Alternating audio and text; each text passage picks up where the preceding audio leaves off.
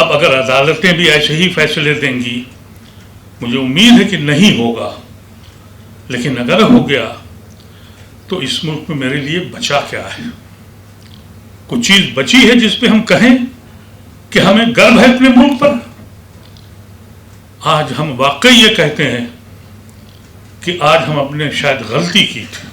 आपने ठीक कहा, ये मुल्क हम सब का था, लेकिन सजा हमको सिर्फ इस बात की दे रहे हो कि हमने जुना का ठुकरा दिया? सजा तुम इसलिए दे रहे हो कि हमने गांधी को अपना लिया? इसलिए रोज हमसे पूछते हो? मैं योगी को बताना चाहता हूं कि हम तुमसे डरे नहीं हैं। और लखनऊ में हम हिंदुस्तान के हर दानिश्वर को ले जाना चाहते हैं। उसकी औकात क्या है? जो आदमी अपनी FIR के ऊपर पार्लियामेंट में रोते गए, वो हमको चैलेंज कर रहा है। और हमारे मुसलमान खौफ से कह रहे हैं अदीब साहब यहां मत आइएगा। और ये जो जैन चौधरी है, इसका बाप मेरा दोस्त था, ये कहता था मुझे प्रोटेक्शन दो, उसको भी सबक सिखाना है। जब तक आप इन लोगों को सबक नहीं सिखाएंगे, तमन्ना नहीं है कहीं कि इस दुनिया में अब रहा जाए। ये ज़मीन हमारे लिए है। संजय भाई हमारे कहते हैं कि आप ये मत कहिए सेकुलर मुल्क है। यकीनी तौर पर कानूनी एतबार से ये सेकुलर मुल्क है। क्या अमली तौर पे ये सेकुलर मुल्क है? बिल्कुल नहीं।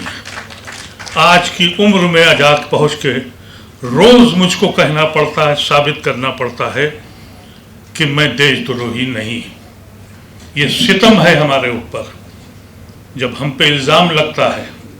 आपने जिक्र किया कि यहाँ 2 कानून हैं। अली मेरे बहुत अजीज़ दोस्त राजा सुलेमान का बेटा है, उसको क्या सज़ा दी गई और क्या सज़ा उसको दी गई जिसके लिए आपने जिक्र किया। यहाँ बहुत सी बातें हुई, लेकिन मैं 2-3 बातें आपसे कहना चाहता हूँ। ये वक्फ का जो एक्ट के ऊपर जो बहस हो रही है, मैं हैरत ज़दा हूँ कि मेन आर्गूमेंट जो हो रहा है सरकार की तरफ से कि ये इस्लामिक तरीक़ा नहीं है, इस्लाम से इसका कोई ताल्लुक़ नहीं है। आज हम आपको बता दें ये वक्त कहाँ से आया है। उन हजरात से जिनको औकाफ के बारे में मालूम नहीं है। कुरान की जब एक आयत नाजिल हुई कि तुमने जो अच्छे काम किए हैं उसके सवाब तुमको मिलते रहेंगे, तो सहाबी एक थे, वो रसूलुल्लाह सल्लल्लाहु अलैहि वसल्लम के पास गए। उनका जब इंसान मर जाता है तो उसके गुनाह और उसकी अच्छाइयाँ सब ख़त्म हो जाती हैं। ये क्या बात है कि अच्छाइयाँ जुड़ती जाएंगी? उनका तुम अगर कोई ऐसे कार्य खैर करते हो और कोई इंसानियत को भला करने के लिए कुछ करते हो तो तुम्हारी बुराइयां तो ख़त्म हो चुकी हैं, तुम इस दुनिया से जा चुके हो, लेकिन उसका सवाब तुमको मिलता रहेगा जब तक क़यामत में हिसाब नहीं होगा। उन सहाबी ने उस वक़्त, वो बहुत बड़े वहाँ के काश्तकार थे, बहुत बड़ा उनका बाग था, उसको उन्होंने अल्लाह के नाम पे वक्फ कर दिया। और जब ये कहा जाए कि ये वक्त जो है ये इस्लामिक कानून नहीं है, रसूलुल्लाह सल्लल्लाहु अलैहि वसल्लम के ज़माने से ये वक्त हो रहा था। और कहा क्या नहीं, ये ट्रस्ट है। ट्रस्टी तो आप बदल भी सकते हैं, ट्रस्टी अपना काम करता है। अल्लाह की ज़मीन को, अल्लाह को कौन बदल सकता है? लेकिन बहस इस पे हो रही है और इसलिए हो रही है कि ये इस्लामिक लॉ नहीं है, इस्लाम से ताल्लुक़ इसका नहीं है। और अगर ये साबित कर लिया और हमारी अदालत ने इसको मान लिया तो इस मुल्क से आर्टिकल 26 की ज़रूरत नहीं है। ऐलान कर दिया जाए कि न हमें 26 चाहिए, न हमें 25 चाहिए, न 28 चाहिए, न 29 चाहिए, न 30 चाहिए। ये सिर्फ इसलिए कि तुमको हमको जो हक दिया गया है आर्टिकल 26 में, उसको साबित कर दिया जाए कि यह इस्लामिक लॉ नहीं है। इस पे बहस होगी आज। मैंने पूरे 3 दिन सुना और मुझे अंदाज़ा हो गया कि यह क्या करने जा रहे हैं। अब अगर अदालतें भी ऐसे ही फैसले देंगी, मुझे उम्मीद है कि नहीं होगा, लेकिन अगर हो गया तो इस मुल्क में मेरे लिए बचा क्या है? कुछ चीज बची है जिस पे हम कहें कि हमें गर्व है अपने मुल्क पर? आज हम वाकई ये कहते हैं कि आज हम अपने शायद गलती की थी। आपने ठीक कहा, ये मुल्क हम सब का था, लेकिन सजा हमको सिर्फ इस बात की दे रहे हो कि हमने जुना का ठुकरा दिया? सजा तुम इसलिए दे रहे हो कि हमने गांधी को अपना लिया? इसलिए रोज हमसे पूछते हो? कोई जगह ऐसी है, वक्त छोड़ दीजिए। इनकी प्रॉपर्टी लाए, कांग्रेस लाई थी, हमने नहीं आने दिया था, उस वक्त हम पार्लियामेंट में थे। ये पार्टी जैसी आई उसने कहा इनमी प्रॉपर्टी ले आई। इनमी प्रॉपर्टी का मतलब यह है कि अगर कोई शख्स पाकिस्तान चला गया और उसका भाई जिना को ठुकरा कर नेहरू के पास आ गया है, उसकी प्रॉपर्टी भी छीन ली जाएगी। यही अली खान का बाप पूरी जिंदगी लड़ता रहा अपनी जायदाद के लिए, उसकी जायदाद भी इसलिए छीन ली, वो कभी हिंदुस्तान के बाहर पासपोर्ट नहीं लिया। उनके बाप पाकिस्तान चले गए थे, पासपोर्ट भी नहीं लिया था उन्होंने, वहाँ उसकी जायदाद का झगड़ा करते थे। ये हर जगह उस जगह टोच करते हैं कि जहां आप भिखारी ही बने रहें। 2013 का जो अमेंडमेंट एक्ट था, मैं उसका मेंबर था, उसको बीजेपी ने भी यूनानिमसली पास किया था, अकाली दल वाले भी मेंबर थे, उन्होंने पास किया था। उसमें हमने ये प्रोविजन रखे थे कि इसको मजबूत किया जाए। इस सरकार को ये अंदाज़ा हुआ कि अगर कहीं ये मुसलमान अफ़गाफ की ज़मीनों को समझ गए और बचा ले गए तो ये भीख मांगने वाली कौम नहीं, भीख देने वाली बन जाएगी। और यही मकसद था इस एक्ट को लाने का। ये जो लड़ाई हुई है जिसमें आज बहुत नौजवान बच्चों ने भी हिस्सा लिया, खुशी इस बात की है। हमसे लोगों ने कहा कि भाई संजय जी है नहीं यहाँ। मैंने अपने साथी से कहा संजय सिंह को ये मालूम है कि ये अदीब साहब का फंक्शन है, वो आएंगे, और मेरा भरोसा पूरा हुआ। ये मेरा भाई ऐसा भाई, हमको ज़रूरत है इस वक्त आपकी, और हक बात यह है कि आपको हमारी ज़रूरत है।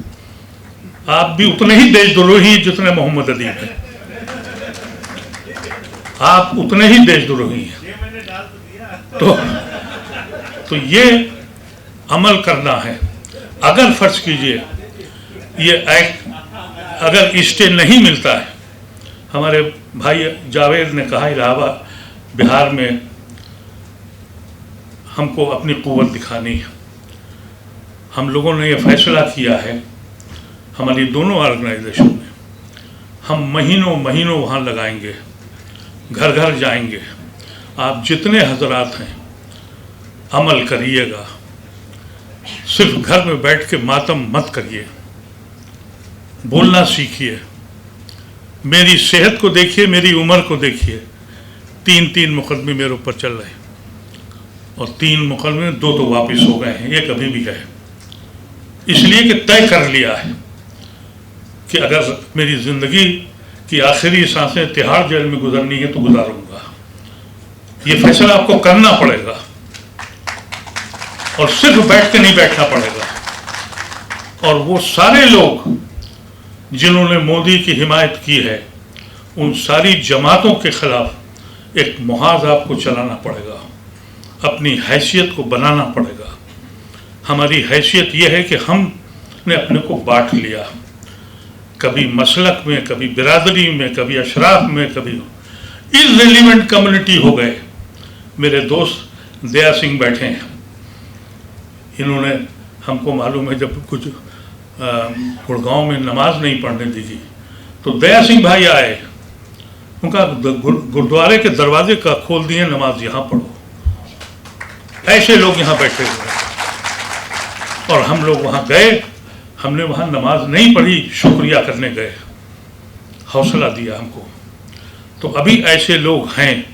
लेकिन अगर मुसलमान अपनी क़ुव्वत को नहीं दिखाता है और इकट्ठा नहीं होता है, तो इस मुल्क में इंसानों की हैसियत रहने का हक तुम पर नहीं है। तुम्हारा जानवरों की तरह रहो, गुलामों की तरह रहो, अगर अब भी जागने को तैयार नहीं हो। फैसला करें हम सब लोग, और ये फैसला यही करें ये मत समझिए कि हम पर्सनल लॉ बोर्ड के ख़िलाफ़ हैं या हम उनके साथ हैं। मैं खुद पर्सनल लॉ बोर्ड का मेंबर हूँ, मलिक साहब पर्सनल लॉ बोर्ड के मेंबर हैं। हम एक मुत्तहिद हैं। हमारा यह कहना था कि हमको अपने हिंदू भाइयों को, नॉन मुस्लिम भाइयों को वक्फ के बारे में बताना है। मैं जिस सोसाइटी में रहता हूँ अच्छे लोग हैं वहाँ, और जब मैंने उनसे बात करी, मैं अकेला मुस्लिम हूँ उस काफिले में, जब उनसे बात करी तो उनको वक्फ के बारे में मालूम ही नहीं था। अच्छे लोग हैं। उनका भाई आप लोग तो जिस ज़मीन पे कब्जा करते हैं वो हो जाता है। जब उनको पूरा समझाया, उनका ये तो सितम है। तो हम लोग ये समझते हैं कि ये जो शुरुआत हम लोग कर रहे हैं, ये कहा गया कि हम लोग दिल्ली में कर रहे हैं, ऐसा नहीं है, हर जगह जा रहे हैं। और मेरा एक ख्वाहिश है मेरी, मैं अपने सारे लीडरों से, अशोक भाई से और सबसे मैं चाहता हूँ, मैं लखनऊ जाना चाहता हूँ। मैं योगी को बताना चाहता हूँ कि हम तुमसे डरे नहीं हैं। और लखनऊ में हम हिंदुस्तान के हर दानिश्वर को ले जाना चाहते हैं। उसकी औकात क्या है? जो आदमी अपनी FIR के ऊपर पार्लियामेंट में रोते रहे, वो हमको चैलेंज कर रहा है। और हमारे मुसलमान खौफ से कह रहे हैं अदीब साहब यहाँ मत आइएगा। तो मेरी एक ख्वाहिश है, IMCR की तरफ से भी और APCR हम लोगों ने तय किया है कि हम अगले महीने लखनऊ जाएंगे और उससे मुकाबला करेंगे, उस जाहिल इंसान से जिसने हिंदुस्तान के अंदर अभी तक बिल पास नहीं हुए। लेकिन अभी एक साहब ने बताया और हक़ाइक़ हैं, नेपाल से मिले जितने मदरसे हैं बुलडोजर चल रहे हैं, खामोशी है। और उसके बाद 2 या 3 महीने हमारा पड़ाव बिहार में होगा, सड़कों पे हम जाएंगे। और ये जो जयंत चौधरी है, इसका बाप मेरा दोस्त था, ये कहता था मुझे प्रोटेक्शन दो, उसको भी सबक सिखाना है। जब तक आप इन लोगों को सबक नहीं सिखाएंगे, ये सियासी लोग हमको इसलिए इर्रेलेवेंट समझते हैं।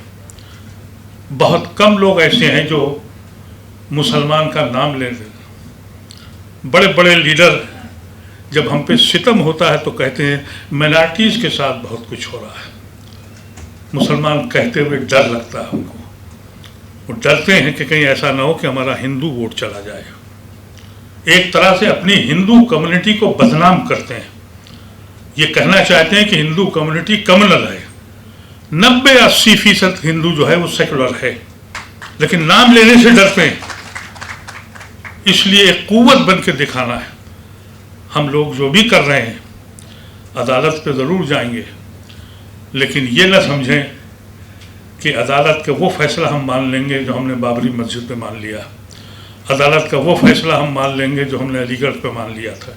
अलीगढ़ की लड़ाई हमने 35 साल लड़ी है और वापस लिया, उसको जीता। सड़कों पे आना पड़ेगा।